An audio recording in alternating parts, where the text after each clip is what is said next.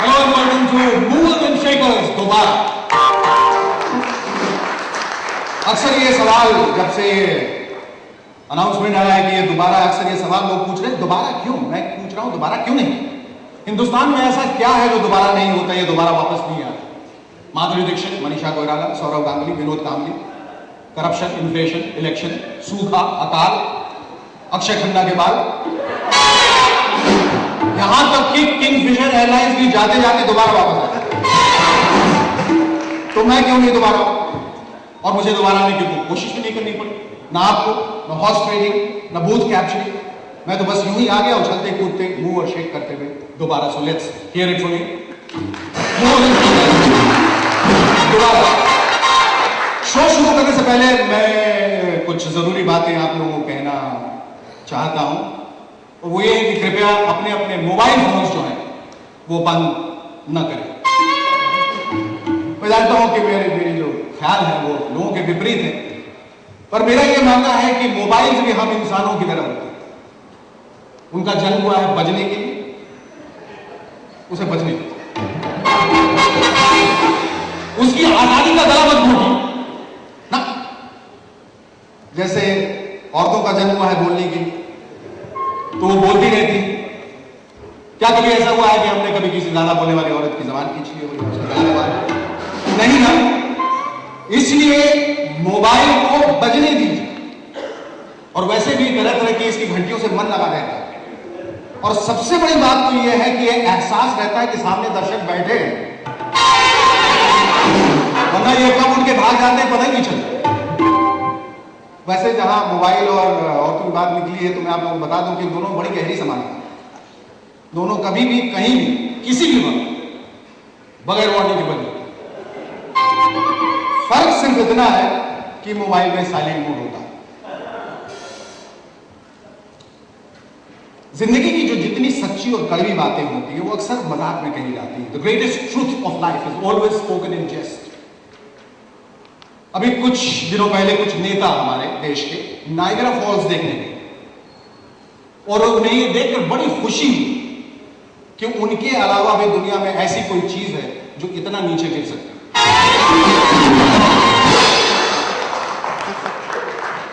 कुछ नेता मुझसे पूछ रहे थे कि शेखर रिटायर होने के बाद हमें क्या करना चाहिए। हमने कहा सर गोल्फ खेलें। कहने लगे गोल्फ यार तो बड़ा ही मुश्किल है। मैंने कहा क्या मुश्किल है सर? जो लोग इतने बड़े देश को गड्ढे में डाल सकते हैं उनके लिए छोटी सी बॉल क्या चाहिए। So that's all for tonight ladies and gentleman. अब आप लोगों से मुलाकात होगी 12 मार्च को रात 10:30 बजे, मंडे टू फ्राइडे सिर्फ। Thank you so much. ये शो जो है वो उस नएपन के साथ आ रहा है। हालांकि इसका जो इसेंशियल जो फॉर्मेट है, जो क्लासिकल फॉर्मेट है, उसको हम रिटेन करेंगे क्योंकि वही उसकी खासियत है, वही उसकी खूबी है। उसी से लोग जुड़े, उसके जड़ों से जुड़े हुए हैं। तो पत्ते हमने थोड़े बदल दिए, जड़ वही। तो हम चाह रहे हैं कि इसमें कुछ जो नए एलिमेंट्स हों, जो नए ज़माने के लोग पसंद करेंगे, वो डालने की कोशिश कर रहे हैं। लेकिन हमारी कोशिश ये है, और हम लोगों को बताना चाहते हैं, चाहे इसकी टीआरपी बढ़े न बढ़े, कि इसको शालीनता के दायरे में रखना बहुत ज़रूरी है। कि जो हम भाषा का इस्तेमाल कर रहे हैं, हम क्या लोगों को दे रहे हैं, क्या सिखा रहे हैं। हमारी भाषा सुन के लोगों को अच्छा लगता है या नहीं। हम कटाक्ष भी कर रहे हैं, व्यंग भी कर रहे हैं, लेकिन हम लोगों को जागृत भी कर रहे हैं। इसलिए सिर्फ हंसाना मकसद नहीं है, सिर्फ हा ही हू करने वाला ये शो नहीं है। लोगों को हम बताना ये चाहते हैं, लोगों की जो अवधारणा है उसको भी बदलना चाहते हैं कि ये हा ही हू वाला शो नहीं है। ये थोड़ा एक जहनी शो है, एक सेरिब्रल शो है। अगर हम अपने मेहमानों से भी बात करते हैं तो एक ऐसे पक्ष को उजागर करना चाहते हैं जो जनता ने पहले नहीं देखा है। उनके एक ऐसे पहलू को देखना चाहते हैं जो जनता ने पहले नहीं देखा और नहीं सराहा। हर एक इंसान में, चाहे वो नेता हो, अभिनेता हो, या वो स्पोर्ट्स पर्सन हो, या कोई और मीडिया का, एक ऐसा पक्ष होता है जो उसने पहले कभी नहीं दिखाया। और आप किस तरीके से उसे बाहर लाते हैं, ये इस शो की खासियत है। तो हम नेताओं के बारे में बात करेंगे, अभिनेताओं के बारे में बात करेंगे, हम समाज के बारे में बात करेंगे, हम कुरीतियों के बारे में बात करेंगे, हम भ्रष्टाचार के बारे में बात करेंगे, हम स्कैम्स के बारे में बात करेंगे। लेकिन उसके पीछे सिर्फ ये मकसद नहीं है कि हम बात कर रहे हैं, उससे मकसद ये है कि हमारा समाज सुधरे, हमारा देश सुधरे, इस देश में और सैकड़ों अन्ना हजारे पैदा हों, मेरे जैसे और इंसान पैदा हों जो जाकर वहाँ कुछ बोल सकें, जनता के प्रतिनिधि बन सकें। मैं आप ही में से एक इंसान, मैं को अपने आप को एक ख़ास इंसान नहीं समझता। मैं समझता हूँ कि जब मैं वहाँ जाके बोलता हूँ तो लोग ये कहते हैं यार ये वही बोल रहा है जो हम बोलना चाहते थे, या काश मैंने ऐसा बोला होता, या ये सही कह रहा है और यही तो हमने सोचा था, या हमने ऐसा क्यों नहीं सोचा। इस तरह की भावनाएं जब तक आपके दिलो दिमाग में छाती रहेंगी तब तक ये शो चलता रहेगा। ये शो तब तक चलता रहेगा जब तक ज़िंदगी में, दुनिया में, जब तक अखबार है, जब तक मीडिया है, जब तक नेता है, जब तक अभिनेता है, जब तक सुर्खियाँ हैं, जब तक चीज़ें होती जाएंगी, जब तक गलत काम होते जाएंगे, हम उसके बारे में बोलते जाएंगे, उसके बारे में टिप्पणी करेंगे, उसके बारे में कटाक्ष करेंगे। लेकिन आपने पहले जैसे बताया कि 800 एपिसोड तक ये शो चला था, तो आपको लगता था कि जब आपने शो बंद किया तब भ्रष्टाचार खत्म हो गया इसकी वजह से? देखिए, भ्रष्टाचार कोई एक ऐसी क्रिया नहीं है जो खत्म हो जाए और न कभी खत्म होगी। जब तक दुनिया है भ्रष्टाचार तो रहेगी, जब तक इंसान है गलतियां करेगा, पाप होंगे, लेकिन वो कितने कम हो सकते हैं, उस पर कितना नियंत्रण किया जा सकता है, उस पर कितना कंट्रोल किया जा सकता है, ये हम सब की एक निजी और सामूहिक जिम्मेदारी है। उसके तहत ही ये शो है कि हम अपने तरीके से कितना उसके बारे में बात करके लोगों को बताएं कि आप जो कर रहे हैं वो गलत है, आप जो कर रहे हैं वो सही नहीं है। नेताओं को ये बताएं कि कितने विश्वास के साथ जनता ने आपको वोट देकर आपको जीत हासिल करवाई, और उसका सिला अगर आप ये देखिए उन्हीं के पैसे अपनी जेब में अगर डाल के अगर आप रुखसत हो जाएं तो ये अच्छी बात नहीं होती। उसके बारे में हमारा फ़र्ज़ है कि हम उनको बताएं कि ये गलत काम हो रहा है, लोगों को जगाएं ताकि एक आंदोलन शुरू हो। भ्रष्टाचार कभी नहीं खत्म होगा, लेकिन ये सोच के कभी नहीं खत्म होगा हम उसके खिलाफ आवाज़ नहीं उठाएं, ये भी गलत है। सोनी को जैसे फैमिली चैनल कहा गया था, अभी सोनी को फैमिली चैनल बताया गया था, लेकिन दो जो कहा गया है कि जो डबल मीनिंग वाली बातें हैं, तो क्या यही वजह थी आपने कॉमेडी से शो? मेरे छोड़ने की वजह यह है कि मैं वहाँ कुछ कर नहीं रहा था। मैं एक बतौर जज बैठा था, और एक अभिनेता को कोई हक नहीं है इससे कि वो सिर्फ एक कुर्सी पकड़ के बैठ जाए।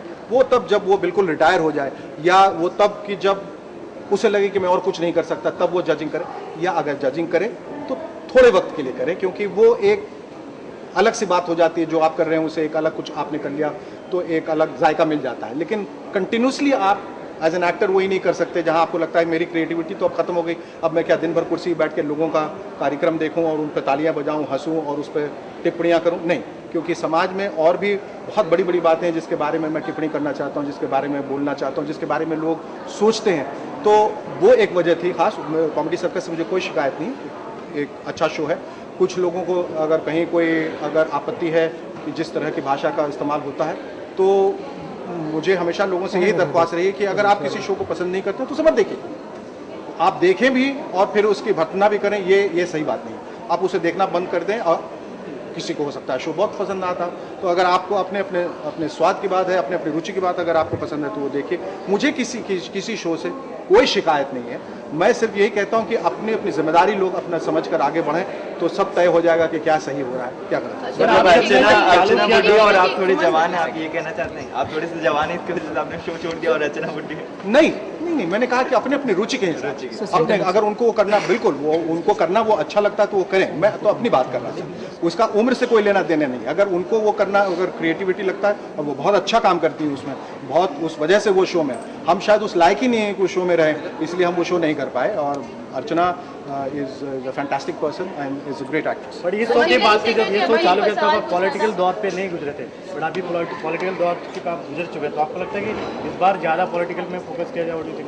पॉलिटिकल फोकस तो हमेशा इस शो का रहा है जी, और ज़्यादा रहेगा, क्योंकि मैं उसको और गहराई से समझ पाया और नज़दीक से देख पाया हूँ, तो उस बारे में मेरी जो टीका टिप्पणी होगी वो और तीखी होगी डेफिनेटली। मैडम आप पूछ रही थी। सुमन जी आपसे जानना चाहेंगे, 10:30 बजे सबसे हाईएस्ट टीआरपी वाले सीरियल्स चले, तो कहीं ना कहीं थोड़ा डिफिकल्ट होगा उनसे कम्पीट करना? हम देखिए, किसी से, हर शो का अपना एक मिजाज होता है और हर शो की अपनी एक लॉयल ऑडियंस होती है। जो ये शो देखना चाहते हैं वो ये शो देखेंगे, जो दूसरा देखना चाहते हैं वो हमारी किसी से टकराव नहीं है। जो अखबारों में भी एक फला अखबार जो है लोग पढ़ते हैं, उसके साथ 15-20 अखबार और हैं जो उसी वक्त सवेरे आते हैं, लेकिन लोग एक ही अखबार चुनते हैं। तो अपनी रुचि के हिसाब से जिसको जो अच्छा लगता है वो देखेंगे, तो कोई टकराव नहीं। शेखर जी, आपको लगता है ये शो टाइमिंग काफी लेट हो जाएगा? ये लेट नाइट शो ही है, ये जब लोग फैमिली शो है तो बाकी बच्चे, फैमिली, औरतें, इसके रिपीट्स भी होंगे, और रिपीट्स अर्ली मॉर्निंग भी हो सकते हैं, दोपहर भी हो सकते हैं, वो तो चैनल डिसाइड करेगा, निर्धारित मुझे नहीं मालूम है। लेकिन ये शो हर किसी को देखने को मिलेगा। लेट नाइट शो है ख़ास तौर पे क्योंकि बहुत सारी जहनी बातें जो बच्चों, बहुत जो छोटे बच्चे उनके तो वैसे भी समझ में नहीं आने वाली है ये बात, लेकिन हाँ, वो कुछ गेस्ट को देखकर एक्साइटेड ज़रूर हो सकते हैं, उनकी बातें ज़रूर सुनना चाहते हैं। पर ये ये ज़्यादातर उन लोगों के बारे में है जो बहुत सजग हैं, जो बहुत जागरूक लोग हैं। और डेफिनेटली इसमें एंटरटेनमेंट भी बहुत है। और लोग कहते थे पहले जो है कि महिलाएं इसको नहीं देखती, ऐसी बात नहीं है, महिलाएं भी बहुत बड़ी संख्या में इस शो को देखती हैं और आगे भी देखेंगे कि हमने इसको और एंटरटेनिंग बनाने की कोशिश की है। और अगर ऐसा आगे महसूस होगा कि इस शो की टाइमिंग थोड़ी ऊपर कर दी जाए तो वो भी किया जाए। अच्छा सुमन जी, जैसे बहुत से लोग हैं आज हैं और उनका होता है डालने के लिए, बहुत से लोग बोलते हैं कि मुझे वोट डालना नहीं है, मेरा वोट हमको किसे देना नहीं है, तो वो ये नहीं सोच सकते कि हम अपने देश का नुकसान कर रहे हैं। बिल्कुल बिल्कुल सही कह रहे हैं कि क्योंकि ये जो हक आपको दिया गया है वो हक इसलिए दिया गया है कि उस हक का आप इस्तेमाल करें और सही इस्तेमाल करें। सिर्फ घर में बैठ के निंदा और आलोचना करने से कुछ नहीं होगा कि फला नेता ऐसा है, यार देश में कुछ नहीं हो रहा, ये नहीं हो रहा, इतने घोटाले हैं, इतना भ्रष्टाचार है, पर उसके लिए आपने क्या सही इंसानों का चुनाव किया या नहीं। कई बार होता है गलत आदमी को भी चुन के ले आते हैं, तो अगली बार आप उस वोट का फिर से इस्तेमाल करें और उसे हटाएं वहाँ से और फिर उस पद पर किसी ऐसे इंसान को लाएं जो कि सच्चा इंसान हो, जो कि एक अच्छा इंसान हो। इसलिए देश को एक अच्छे रास्ते पे लाने के लिए ये बहुत ज़रूरी है कि आप अपने वोट का इस्तेमाल ज़रूर करें। आपने बोला कि आप बहुत सारे इश्यूज पिकअप करेंगे, तो सलमान और शाहरुख का इशू आप पिकअप करेंगे? डेफिनेटली। अगर देखिए जो खबरें बहुत पुरानी हो जाएंगी उनके बारे में हम चर्चा नहीं करेंगे। हम चाहेंगे कि जो खबर आजकल में जो छप रही, जिसके बारे में लोग ज़्यादा उत्सुक हैं कि उसके बारे में लिखा गया है, जाना गया है, बार बार उसके बारे में कहने कोई फ़ायदा नहीं है। लेकिन हाँ, ये ज़रूर है कि अगर हमारे शो में अगर सलमान आए और शाहरुख आए और अगर वो इस बारे में बात करना चाहते हैं, कोई ज़बरदस्ती नहीं कि हम करवा के रहेंगे और के बारे में, अगर वो कंफर्टेबल हैं इस बारे में बात करने के लिए और लोगों के सामने अपना एक परिप्रेक्ष्य, आप लोगों के सामने अपना एक ओपिनियन दृष्टिकोण देना चाहते हैं, तो डेफिनेटली हम इस शो में उसके बारे में बात करना चाहेंगे ताकि लोगों को जो सही जो नज़रिया है वो पता चल जाए, जो सही जो हालात हैं, जो सही परिस्थितियां हैं, जो सच्चाई है वो पता चल जाए। शेखर जी जानना चाहेंगे, नई ऑडियंस भी होगी मोमोज एंड शेखर्स को देखने के लिए, तो उनके लिए आपको क्या कहना है कि why they should watch this show? I think I don't have to give them a reason. They have to find a reason why they're watching the show. अब मैं उनको यही नहीं कहूँगा कि ये शो देखो। उनको देखने के बाद ये महसूस करना चाहिए कि हाँ, इस शो में कुछ ऐसा है जो हमने पहले नहीं देखा, कुछ ऐसा है जिससे हम जुड़ रहे हैं, कुछ ऐसा है जो अलग है, कुछ ऐसा है जिससे हमारा एक एंटरटेनमेंट भी हो रहा है, एक इमोशनल कनेक्ट भी है और कुछ हम इससे सीख भी रहे हैं। तो एक जो नई जनरेशन जो जागी है, जो नई जनरेशन जो आगे हुई, हम उनको चाहिए ये शो कम से कम देखें और खुद निर्णय लें कि ये शो देखना चाहिए।